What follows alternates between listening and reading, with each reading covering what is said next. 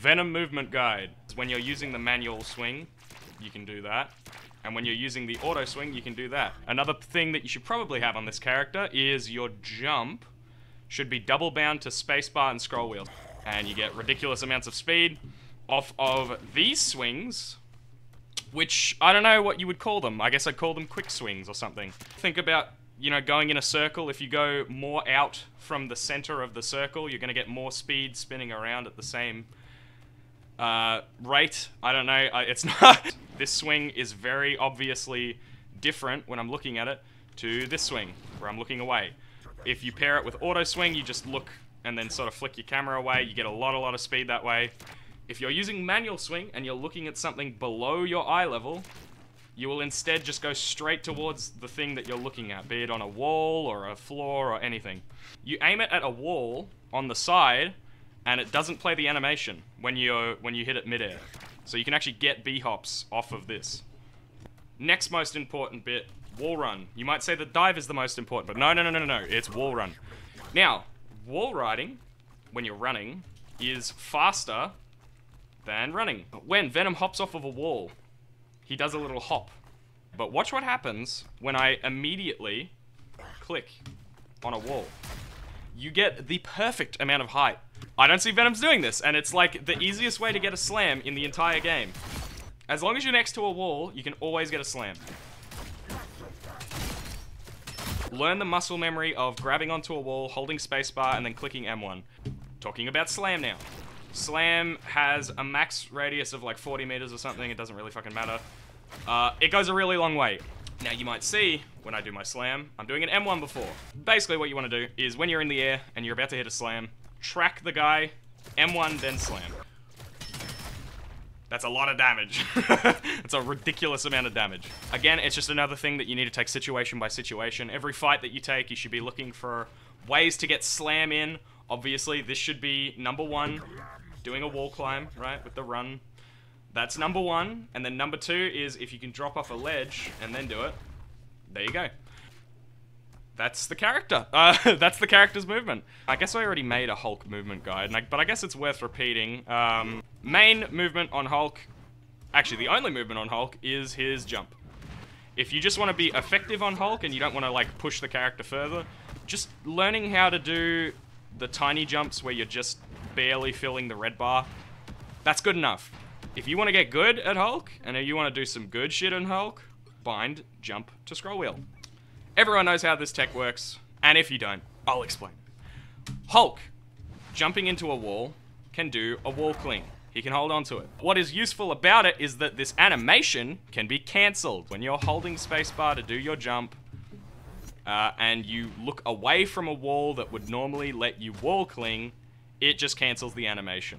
It stores your momentum, and you keep all of it, and you keep jumping and jumping and jumping. Once you get it down pat, you'll be moving like a fucking god on this character. That's about it. What I'm actually going to do is I'm going to get a small character, like Mantis. I'm going to set her to... let's see. Dynamic movement. Random. Super fast. Or quick, or super... it doesn't really matter. Now, it says in a lot of Hulk guides that you should always be charging jump, which is true. You should always have a jump charge, but you should not always have a full jump charge, because imagine I'm right next to a guy, I'm punching him, and now I've just let my jump rip, I'm way too far away, I've lost all my pressure, I'm dead, I'm stupid, I'm horrendous. The reason that you want to cancel it is when you're fighting people, just keep having small jumps charged. Again, how to cancel it is when you have scroll wheel jump bound, do your scroll wheel bind and then let go of spacebar. For some reason, this cancels the jump. So imagine I'm just in range, I'm just waiting until I'm out of range, and then I can go chase. That's how you use it. Using the walls to your advantage, you can do this sort of movement. If you're next to a wall or you're in an enclosed space, getting a bit of height on someone can fuck up their aim, it can fuck up everything about them. It can break their legs, they can go die, they can go into the hospital for 6 years and come out a vegetable. This is going to be a short one. Thing movement guide. I just recorded the Hulk one. When you use your right click, you get slowed down walking on the floor when he winds it up. Jumping in this game universally removes a lot of friction from the ground, a lot of slowdown.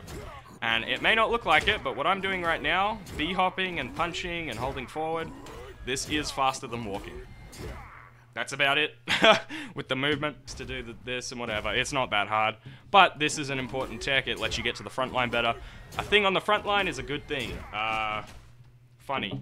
Again, bind fucking scroll wheel to jump. I don't know why you don't do it. Captain America doesn't have that many movement techs. He's just sort of a all-around movement character. You just run around, you hold your shield, you jive on people, you punch the shit out of them. He does have a little bit of movement tech that's a little bit useless, but it's kind of funny to hit. This F ability, this dash, can be jump cancelled. When you hit someone, it ends, so that's it. I don't recommend doing the slam after. Obviously, if you want to get a frag movie with Captain America, I guess you could do some shit like this. That looks cool, but run, jump, punch, run, jump, punch, run, jump, punch, run, jump, punch, and jump cancel the F.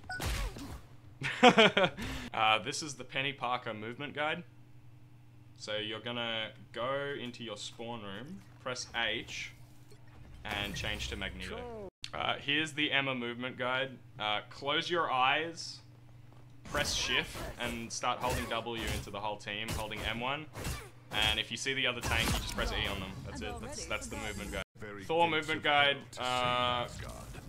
He technically has the thing that Thing has, where when he winds up his hammer, he's like slower walking on the ground.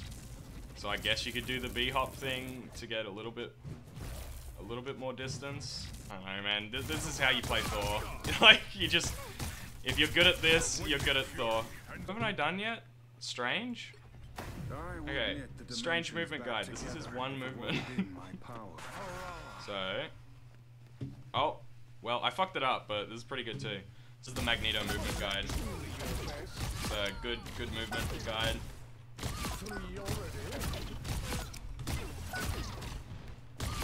Yeah, mag movement guide.